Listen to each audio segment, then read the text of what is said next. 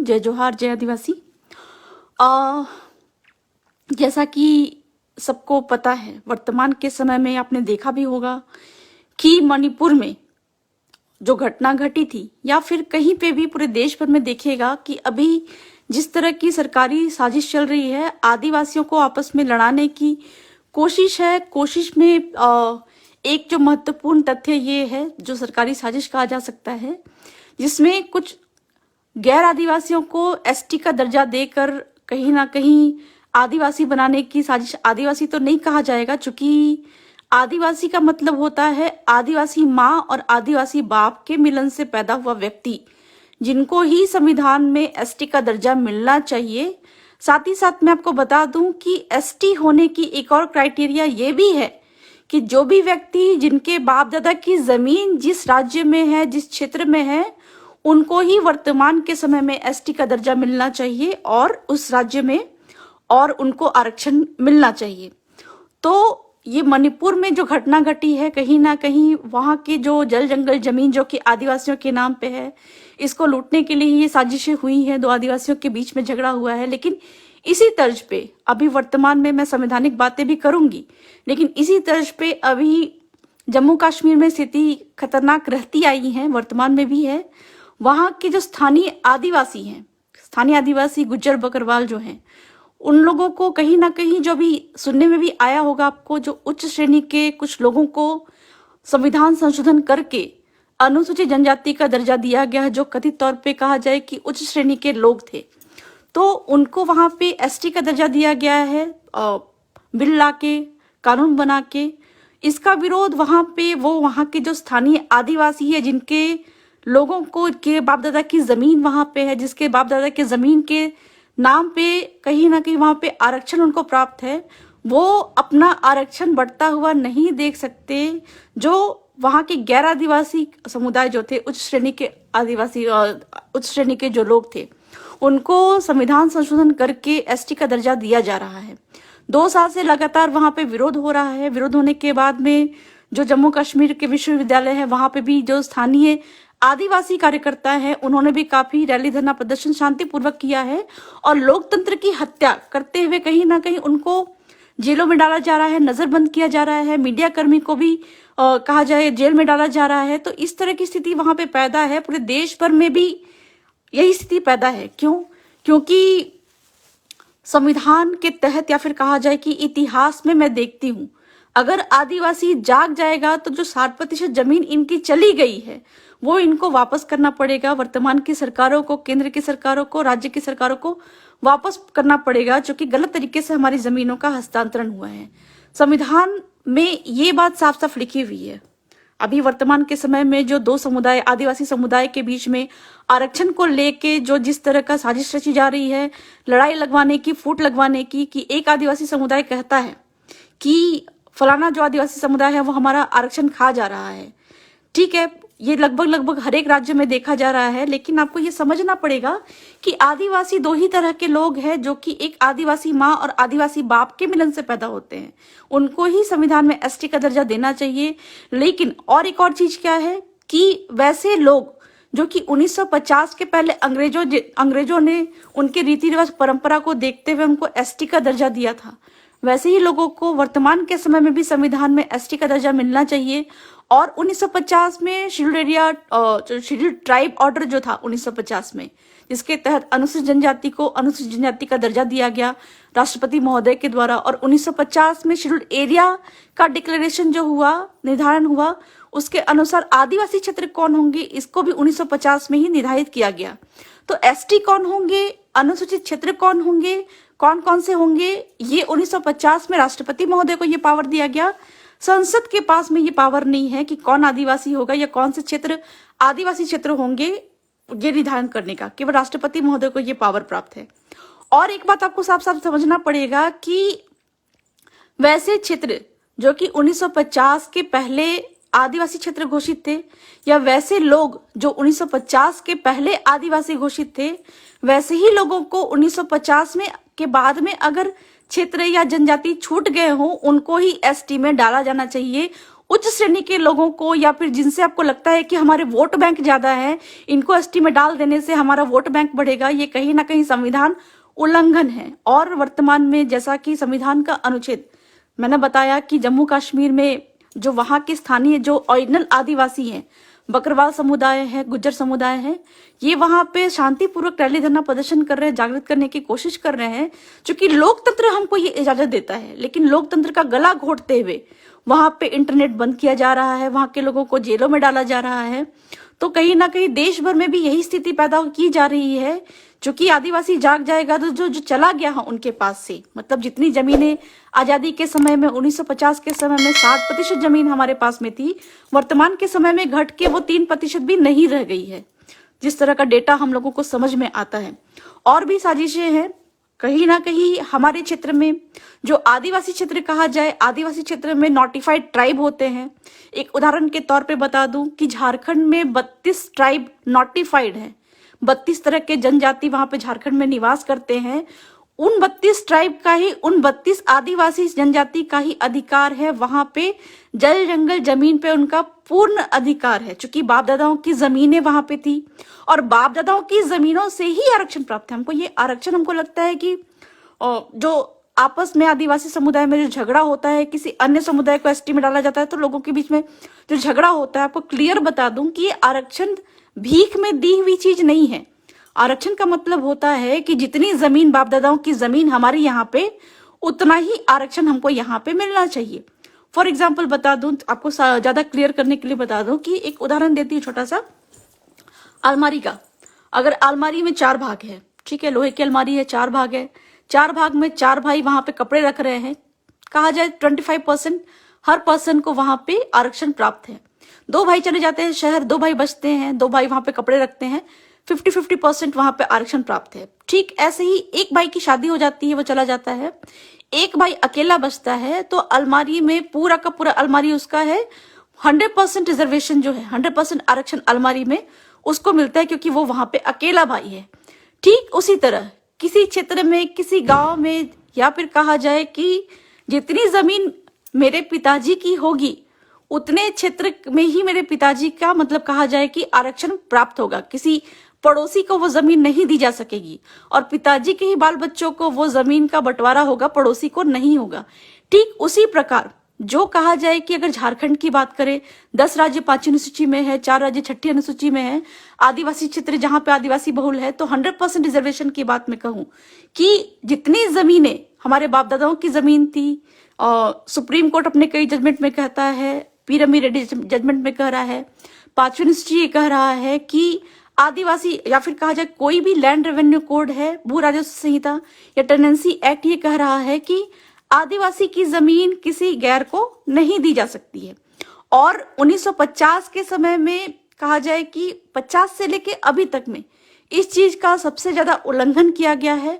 हमारे आदिवासियों की जमीन को गलत तरीके से गैरों को दी गई है। इस कारण से उन लोगों का कहीं ना कहीं हमारा आरक्षण भी है, क्योंकि वो वहां पे बसे, हमारे क्षेत्र में बसे जो लोग पहले से गैर आदिवासी रहते रहे, मैं उनकी बात नहीं कर रही हूँ, लेकिन 1950 के बाद में आदिवासी की जमीन जिन भी कंपनी, जिन भी गैर आदिवासियों को गई है, वो इलीगल है और वो यहाँ पे बसे। इस कारण से कहीं ना कहीं हमारे रीति रिवाज परंपरा भी सीखे, हमारी जल जंगल जमीन गई, हमारा आरक्षण बटा, चूंकि वो भी यहाँ के निवासी हो गए, गलत तरीके से निवासी हो गए, स्थानीय निवासी हो गए, उनके पास में हमारी जमीनें चली गई, और जमीन जाने के साथ में इस क्षेत्र के निवासी होने के बाद में आरक्षण भी हमारा बट गया। जो अलमारी में 100% जो भाग था, कहीं ना कहीं इसको 4 भाग, 10 भाग, 15 भाग उनको करना पड़ा।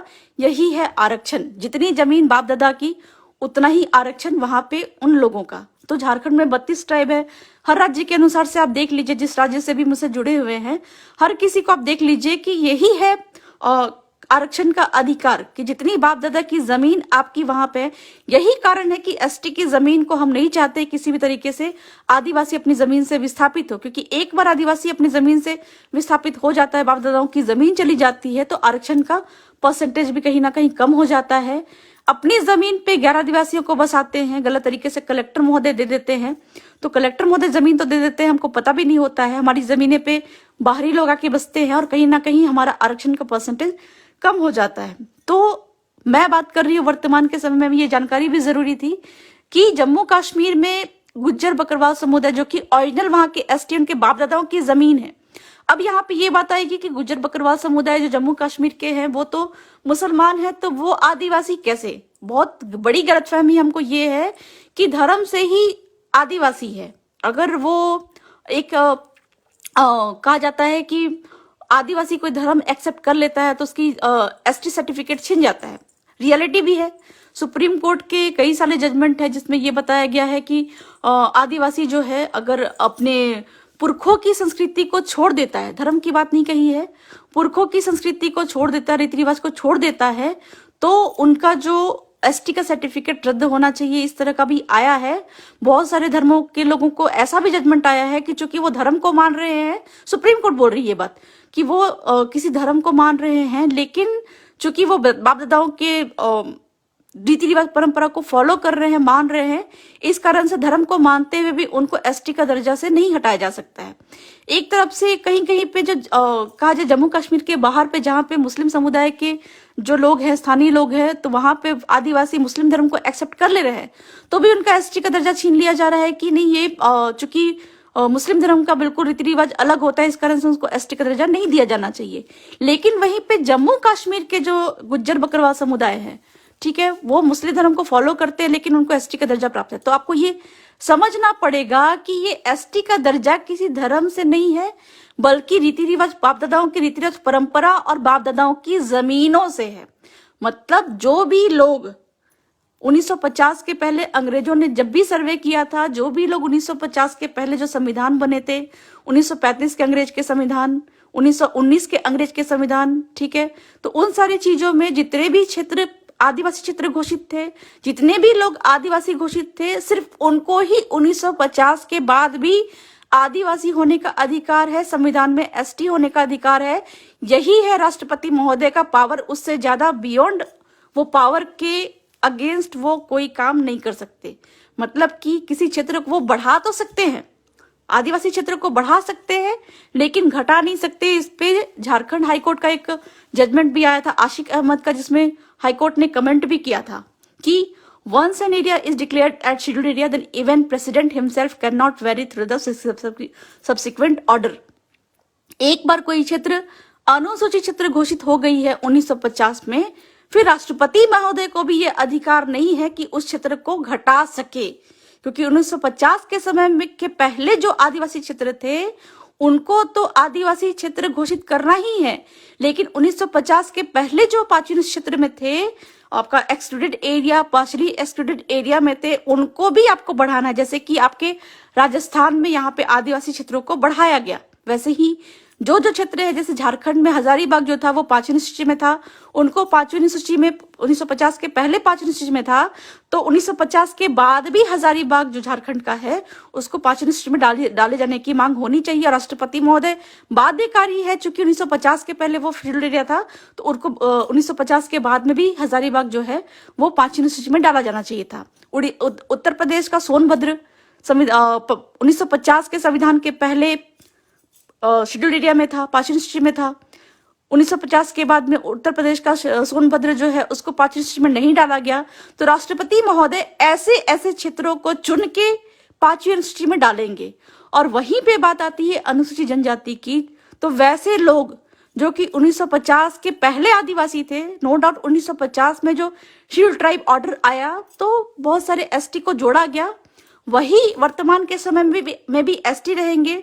और वैसे लोग, अगर बात होती है जम्मू कश्मीर के कथित उच्च श्रेणी के जो लोगों को कहा जाए हायर कास्ट के लोगों को अनुसूचित जनजाति का एसटी का दर्जा देने की, तो 1950 के पहले जो ऑर्डर निकले थे, जो जनजाति के रूप में नोटिफाइड रहे होंगे, एबोरिजिन के रूप में नोटिफाइड रहे होंगे, अंग्रेजों ने नोटिफाइड किया होगा, सिर्फ जम्मू कश्मीर के उन्हीं लोगों को ही एसटी का दर्जा प्राप्त होना चाहिए। बाकी उच्च श्रेणी के लोगों का अगर नाम उसमें नहीं है, उनका कहा जाए कि नोटिफिकेशन में उनकी जाति का नाम नहीं है, तो उनको अनुसूचित जनजाति का दर्जा नहीं मिलना चाहिए। शांतिपूर्वक लोकतांत्रिक तरीके से विरोध हो रहा है, पूरे देश भर में यही हाल है। कहीं ना कहीं जो अन्य जाति के लोग हैं जो कि 1950 के पहले अगर आदिवासी में नहीं थे, तो उनको 1950 के बाद में भी अनुसूचित जनजाति का दर्जा नहीं मिल सकता। ये अनकॉन्स्टिट्यूशनल है।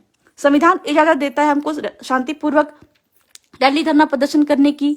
संविधान का अनुच्छेद 13(1) और 13(2) साफ साफ ये बोलता है कि 1950 के पहले ब्रिटिश संसद, ब्रिटिश विधानमंडल में बने हुए कानून जो कि आज भी लागू है, अगर उसमें संशोधन होता है तो अगर शांतिपूर्वक रैली धरना प्रदर्शन करते हैं तो वो संशोधन को आपको शून्य करना पड़ेगा।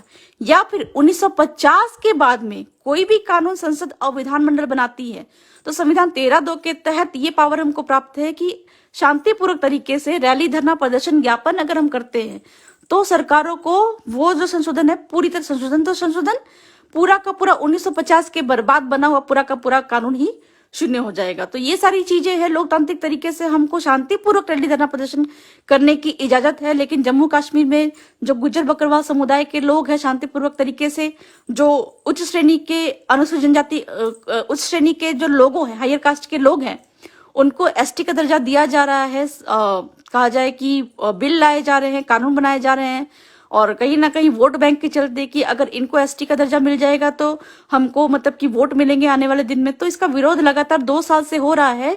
लेकिन 2 साल से लगातार विरोध होने के बाद भी लोकतांत्रिक तरीके से, चूंकि लोकतंत्र कह रहा है, लोकतंत्र का गला घोटा जा रहा है, उनको बोलने नहीं दिया जा रहा, उनका गला दबाया जा रहा है, जबकि सुप्रीम कोर्ट भी ये बात बोलता है। जैसे कि वर्तमान के समय में एक उदाहरण में देना चाहूंगी कि हमारे आरक्षण को लेके हमारे राजस्थान में बांसवाड़ा में एक प्रदर्शन हुआ था शांतिपूर्वक तरीके से आरक्षण को लेके। तो वहां पे धारा 144 लगा दी गई थी। सुप्रीम कोर्ट ने ये बात कही है कि लोकतांत्रिक तरीके से रैली धरना प्रदर्शन करना हमारा कहा जाए कि संवैधानिक अधिकार है। अगर हमको लोकतांत्रिक तरीके से रैली धरना प्रदर्शन करने से रोका जाएगा तो ये लोग जो है, आम जनता जो है, वो कुकर की तरह फट सकती है। तो सुप्रीम कोर्ट ने इस तरह का जो 144 धारा लगा दी जाती है, इस पे कमेंट किया था। और वर्तमान के समय में भी जम्मू कश्मीर में इस तरह की चीजें हो रही है तो तत्काल सॉल्यूशन ये होनी चाहिए कि देश भर के लोगों को, चूंकि हमारे साथ में भी ऐसा हो सकता है, तो देश भर के जितने भी आदिवासी समुदाय हैं, मैं इनसे अनुरोध करना चाहूंगी कि चूंकि हो सकता है कि आज उनके साथ में मुसीबत है, कल को हमारे साथ में भी ये चीजें हो सकती है। तो सारे देश भर के लोगों को संवैधानिक तरीके से कहा जाए कि प्रश्न उठाने की आवश्यकता है। ये जो बिल अमेंडमेंट बिल लेके आए हैं ये एसटी ऑर्डर पे जम्मू कश्मीर के लिए, इस पे क्वेश्चन करने की जरूरत है। क्वेश्चन में आप चाहे तो शांतिपूर्वक तरीके से रैली धरना प्रदर्शन कर सकते हैं। अगर ये भी नहीं करनी है तो एक जो इजी सॉल्यूशन मैं कहती हूँ कि ज्ञापन के माध्यम से आप इस पे क्वेश्चन उठा सकते हैं, किसी भी बिल पे, किसी भी एक्ट पे या किसी भी तरह का अत्याचार हो रहा है उस पे, चूंकि संविधान हमको इसकी इजाजत देता है। लेकिन फिर भी जम्मू कश्मीर के लोगों को अगर वहां पे प्रश्न उठाने नहीं दिया जा रहा है कानूनों पे, तो मैं उनसे या फिर उनके जो मिलने वाले हैं या फिर जो समर्थन करना चाहते हैं, तो मैं ये चाहती हूँ पूरे देश भर के आदिवासी समुदाय से कि हाई कोर्ट या सुप्रीम कोर्ट में इस मामले में पिटीशन डालने की आवश्यकता है। पिटीशन में ये बात साफ मेंशन करनी चाहिए कि 1950 में जो शेड्यूल ट्राइब ऑर्डर या 1950 में जो शेड्यूल एरिया ऑर्डर जो आया है उसके अनुसार, संविधान के 5वीं सूची के अनुसार, राष्ट्रपति महोदय को सिर्फ उन्हीं लोगों को शेड्यूल ट्राइब या उन्हीं क्षेत्र को शेड्यूल एरिया बढ़ाने का अधिकार है, बनाने का अधिकार है, जो कि 1950 के पहले शेड्यूल एरिया और शेड्यूल ट्राइब रहे थे, जो कि 1950 के बाद में छूट गए हैं। और वैसे कथित तौर पे अगर कहा जाए कि वोट बैंक के लिए आप किसी को एसटी बनाना चाहते हैं तो ये बिल्कुल सरासर नाइंसाफी है, गलत तरीका है और संविधान उल्लंघन है। और हर संविधान उल्लंघन पे चूंकि हम कानून संविधान को मानने वाले हैं, मैं अपने देश भर के संविधान कानून को मानने वाले लोगों से ये अनुरोध करना चाहूंगी कि हमको जम्मू कश्मीर के लोगों को सपोर्ट करने की आवश्यकता है। चूंकि मणिपुर में भी इतनी दुर्घटना हुई लेकिन हम उनके सपोर्ट में खड़े नहीं रह पाए, ये हमारे समुदाय के लिए बहुत ही शर्मनाक स्थिति होनी चाहिए। तो वर्तमान के समय में मैं अपने वीडियो का अंत करते हुए, जो कि आरक्षण को लेके लोगों में जो भ्रम पैदा थी कि आरक्षण किस तरह से मिलती है, भीख में मिलती है, मैंने बता दिया कि कंक्लूजन में मैं यही बोलना चाहूंगी कि जिनके पास में बाप दादाओं की जमीन है, ठीक है, 1950 के पहले से बाप दादाओं की जमीन अगर किसी आदिवासी क्षेत्र में आदिवासियों के पास में है तो उनको उसी बाप दादाओं की वजह से ही आरक्षण प्राप्त है। अगर झारखंड से कोई मतलब कि कहा जाए कि आदिवासी आके बोले कि राजस्थान में मेरे को यहाँ पे एसटी बनाओ, तो ये कहीं ना कहीं आरक्षण खाने वाली ही भी बात हो सकती है। जब ये चीजें है एसटी के साथ में, तो जो गैर आदिवासी जो बाहर से आते हैं वो यहाँ पे आके कहे कि नहीं हमको एसटी बनाओ, तो उनको एसटी का दर्जा कैसे मिल सकता है? कहीं ना कहीं एसटी आरक्षण की बात हो, चाहे एसटी बनाने की जो बात हो, इस पे फिर से मैं एक बार लाइव आऊंगी क्लियर करते हुए। लेकिन आज का ये जो लाइव है, ये सिर्फ और सिर्फ जो जम्मू कश्मीर के में जो लोकतंत्र का गला घोटा जा रहा है, बोलने नहीं दिया जा रहा है, शांतिपूर्वक तरीके से जो कानून है उनका विरोध नहीं करने दिया जा रहा है, तो कहीं ना कहीं ये संविधान का भी गला घोटा जा रहा है। तो मैं आप सभी देश भर के आदिवासी समुदाय से, या फिर कोई जो है जिनको लगता है कि हमारा सेंटिमेंट उनसे है, जो अदर समुदाय भी है, आप उनको सपोर्ट करिए और शांतिपूर्ण तरीके से इसका विरोध दर्ज करिए। और रैली धरना प्रदर्शन अगर नहीं कर सकते हैं तो शांतिपूर्ण तरीके से तो सीधे सीधे ज्ञापन के माध्यम से, जो भी पदों पे, महत्वपूर्ण पदों पे बैठी हुई हैं, हमारे राष्ट्रपति महोदया बैठी हुई हैं, राज्यपाल महोदय हैं, कलेक्टर महोदय हैं और राष्ट्रीय अनुसूचित जनजाति आयोग है, इनको आपको सूचित करने की आवश्यकता है। और अधिकतम तरीके से अगर सहयोग करना चाहते हैं तो सुप्रीम कोर्ट में इस मामले में ये पिटीशन डालना चाहिए कि 1950 के पहले जो आदिवासी थे उनको ही संविधान के तहत एसटी का दर्जा मिलना चाहिए, या फिर 1950 में जो आदिवासी है उनको ही एसटी का दर्जा मिलना चाहिए। 1950 के बाद में जो मतलब कहा जाए कि वोट बैंक के तौर पे किसी को एसटी का दर्जा देना चाह रहे हो उस श्रेणी के लोगों को, ये कहीं ना कहीं अनकॉन्स्टिट्यूशनल है। ठीक है, तो आज का मेरा लाइव बस इसी मुद्दे पे था। मैं अपनी बातों को यहीं पे विराम करना चाहूंगी।